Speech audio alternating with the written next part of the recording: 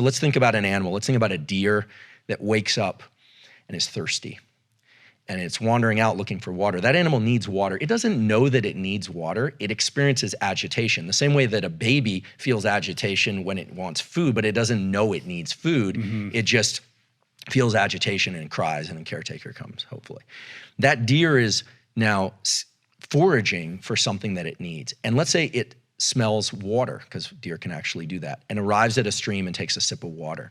There's dopamine release then that puts it on a path to maybe a larger lake or something of that sort, or to be able to go achieve food. So when we are on the right path and we hit a milestone, dopamine is released, and it tends to tighten our focus more for that activity. So the dopamine, this is why drugs of abuse and why alcoholism and some process addictions, which are behavioral addictions, are so dangerous, because a lot of those drugs of abuse are dopamine.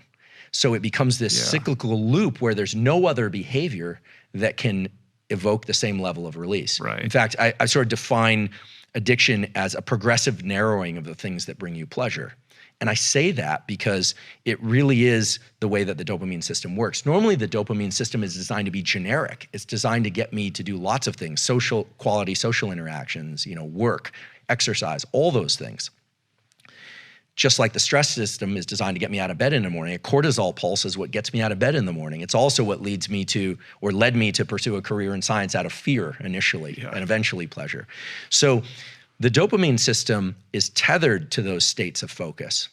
And it's what Mother Nature designed so that the neural plasticity would occur and you would want to continue those behaviors again in the future. That deer needs to know and remember and create a memory, not just of where that stream is, but the process of, when I feel that agitation, I'm gonna get up and go down this particular path. Right. And so people think of the dopamine system as this kind of like catch-all for reward. Oh, you get likes on Instagram and it makes you feel good. That's not really how it works.